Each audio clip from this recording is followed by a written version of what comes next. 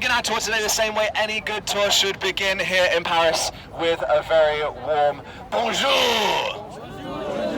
That was pretty good. I can tell you've been practicing, haven't you? Yeah, it's really paid off. It's really paid off. Don't worry. Welcome, as I mentioned earlier, my name is Jake, and I am going to be your guide today. A neighborhood which begins at the River Seine. Who can point to the river? Exactly, it's just over here. The river is flowing alongside us at the side of the square. The Latin Quarter begins here and stretches out in this direction behind me. Now, this is one of the most beautiful and interesting neighborhoods in Paris. It is also one of the most historical. You see, this is one of the only places in the city where we can see history from before the year 1850.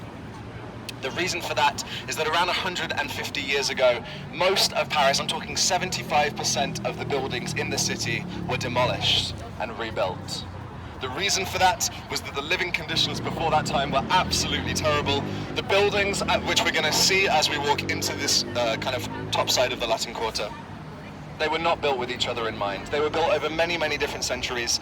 Buildings built between buildings, in the gaps between them, in the alleyways. The streets were extremely narrow, as we're going to see in just a moment. And there was a significantly underdeveloped sewage system whereby people were filling up a chamber pot in their apartments, they were opening the window, and they were emptying it onto the street. People would actually walk through the streets of Paris carrying umbrellas in the middle of summer just to protect themselves from falling human waste. Now, because the streets didn't have gutters, this human waste was sitting in the streets in the middle of the road, and especially in the warmer months, the sun was beating down onto those streets. It was creating horrible, horrible smells, as well as allowing disease to thrive. We have massive outbreaks of plague, of cholera, of typhoid. And when the rain eventually fell and the sewage was moved off the streets, it was drained down into the River Seine, which was the main supply of drinking water. So we had an incredibly high death rate for such a modernized city, and so they decided there was absolutely something need to be done about this. The leader of France at the time, does anyone know their timelines of French history and French leadership? 1850, 1855. We had the nephew of the great Napoleon Bonaparte. His name was Napoleon Bonaparte III. And he decided to commission a citywide reconstruction. The architect who he employed was named Baron George Eugene Haussmann. Does that ring a bell, the name Haussmann? Has anyone heard of that before? His surname is very simple. It is Haussmann. He is the man who designed all of the houses in the city. He had such a big job to resculpt the topography of Paris that he decided, instead of designing lots of different types of buildings, he would design one. And he would build it again and again and again and again and again and again and again all over Paris. And as a result, when we look around us right now, we can see pretty much the same style of architecture all around. You will see this everywhere in Paris. She is the statue embodiment of female power, and here she is depicted wearing a lion's fur over her head, cascading down her shoulders and down her back to the floor. This tells the story of the Nemean lion, a Greek mythical beast who would hide away in caves and steal women from the nearby villages.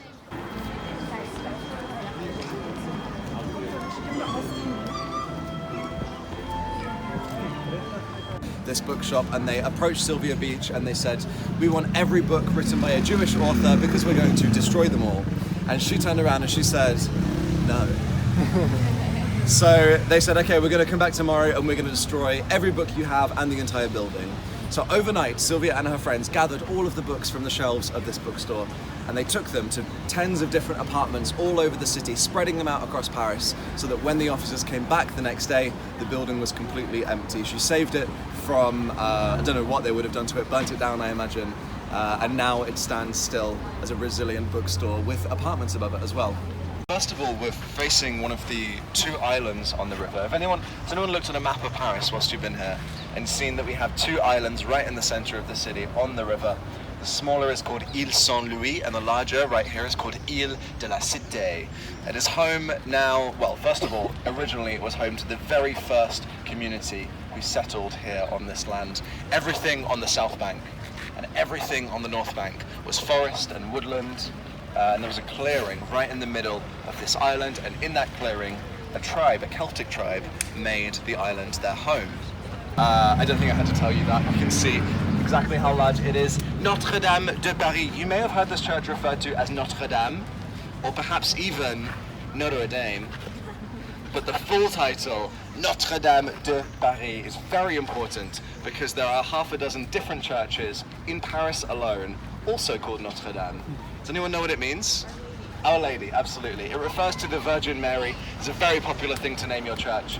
Notre Dame de Paris, Our Lady of Paris, is the best example of French Gothic architecture that we can see today. This is a style which actually overtook or really pushed out the style of architecture which we can see behind us. The walls of this church are incredibly thick. This was built in a time where you were supposed to fear God, and the church was to protect you from him. On the 15th of April this year, as part of those restorations, they were doing construction work on the spire. We can see the scaffolding, which has been there for months and months and months. That was part of those restorations and those renovations. And it was actually during those restorations, during what we believe to be a short circuit through the electrical equipment they were using, that a flame caught spark and took down the entire the entire spire and ceiling right down into the center of the church.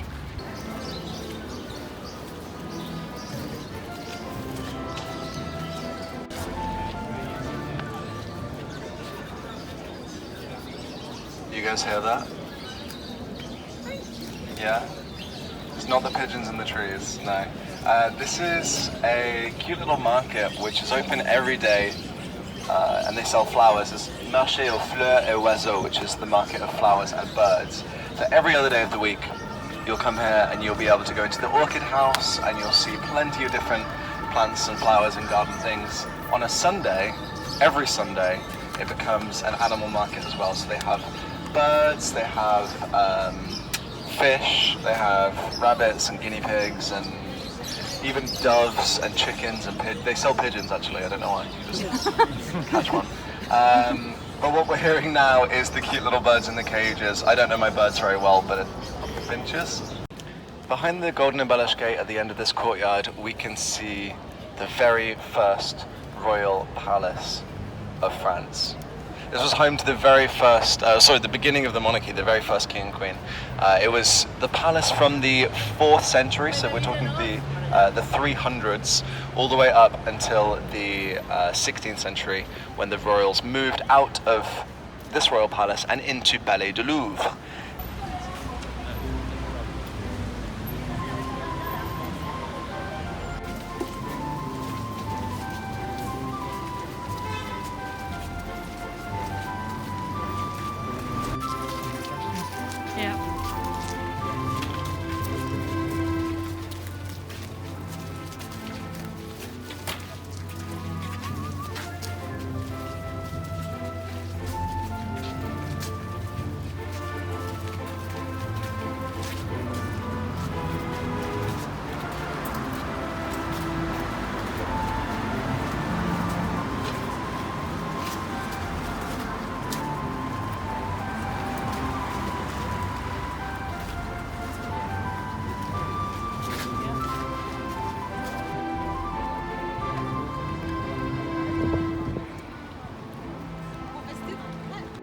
We've got buildings to spare. We've even got a Balenciaga poster over here as well.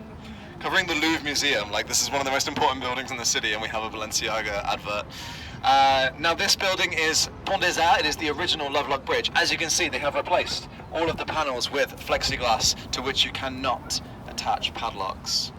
Where we are heading next, it is the largest museum in the world. It begins at the corner right here and it continues all the way down to beyond the next bridge. This entire complex is the Louvre Museum. We're going to come to that at our very next stop, but on the other side of this bridge we have the Institut de France. This is the home to 5 different academies, the oldest of which is called the Académie Française, and it is the workplace of some pretty important people. Now, this is my dream office. Not necessarily because of what they do, but because their job titles. This is not a nickname. This is the official title of the people who work there. They are officially called the Immortals. Can you imagine, like, going on a date and the other person being like, oh, so what do you do for a job? And you could be like, I'm an immortal. I think you're an Avenger or something. It's crazy. Now, the job of these people is also very important because they protect the French language from its biggest threat, which is English, exactly. The language, not the people. although consequently the people.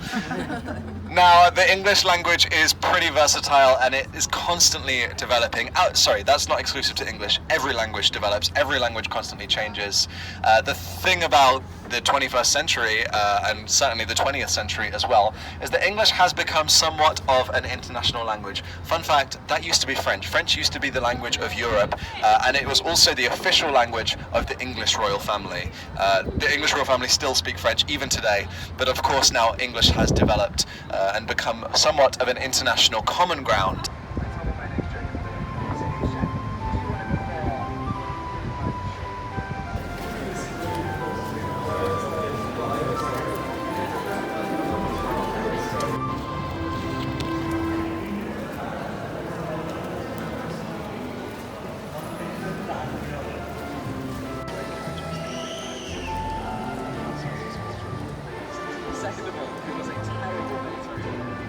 When Da Vinci finally passed away, he breathed his dying breath on his deathbed in the arms of King Francois I.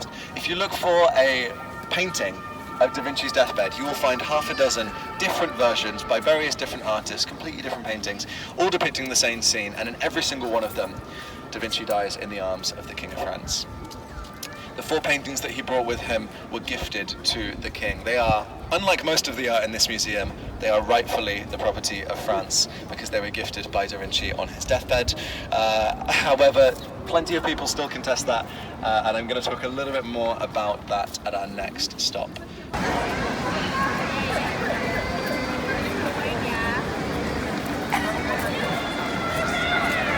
Okay, lovely. So, first of all, I'm going to acknowledge the elephant in the room. It is the granite blocks that everyone is standing on and taking a photo like this.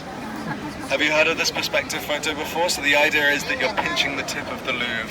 It wasn't until the year 1911 when a man named Vincenzo Peruggia brought the Mona Lisa to international, worldwide fame. Does anyone know the story of how she became so famous? Stolen, absolutely. So, Peruggia was an Italian nationalist. He believed that the Mona Lisa belonged to Italy and that it had been taken unrightfully. He wanted to bring the Mona Lisa home to the country where she had originally been painted, and so he got a job at the Louvre Museum. And on the day these days the Louvre is closed every Tuesday. At the time, the Louvre was closed every Monday. So on the Sunday afternoon, he made his way into the room where the Mona Lisa hung. He waited until the room was mostly empty, and he just reached forward and took her off the wall. He removed her from the frame, which he discarded in a maintenance stairwell, and he took the Mona Lisa, who was not painted on canvas. He couldn't roll her up, she's painted on wood, and he stuffed her under his shirt. He then walked past the security guards with a painting under his shirt. And you'd think that with this kind of getaway mission, he would have some kind of car waiting for him outside. No, he took the metro. He took Line 1 back to his apartment here in Paris, standing there with the world's most famous painting, well, not at the time, under his shirt, holding onto the handrail of the Line 1 of the metro, making his way home. He eventually, when he got home, he put the Mona Lisa under his bed, and he left her there for 2 years. During that time, there were a few different suspects. One of the more notable ones was a Spanish painter who moved here to Paris in the year 1900. Just 2 years before the theft, he had created Cubism in Montmartre. His name was Pablo Picasso, and he'd already been accused of stealing 3 little bronze statues from the Louvre. When they ransacked his apartment here in Paris, they did not find the Mona Lisa, but they did find those 3 little bronze statues, which Picasso had stolen. So Picasso was a thief, just not the one they were looking for. At this point, they put the Mona Lisa's name next to Picasso's face in every newspaper in all of France, most of Europe, and much of the rest of the world as well. It was pretty difficult in 1911 to open Google Images and type in Mona Lisa, which meant that if you had not seen her in real life, you had no idea what she looked like. You could read descriptions, you could look at recreations, but you could never actually see what people were fussing over until 2 years after her theft. Eventually, Peruggia discovered the problems involved with trying to sell the world's most famous stolen painting. And so he took the Mona Lisa to the Uffizi Gallery in Florence to return her. Now, he handed her over, he said, "This is the real deal, I will take my reward in cash." And instead they gave him handcuffs. Yeah, they arrested him for his crimes. They tried him in front of an Italian judge and jury. This is really important to his trial because the Italian judge was also a nationalist who also believed the Mona Lisa belonged in Italy. And so when he pled his case to the judge gave him 6 months for his crimes. The Mona Lisa remained in the Uffizi Gallery for 2 weeks on display before being returned back to Paris, where she can be seen today. We have two restaurants here in Paris. The first is called Arc de Triomphe de l'Étoile. It's very end of the Champs-Élysées, right over the River Gardens.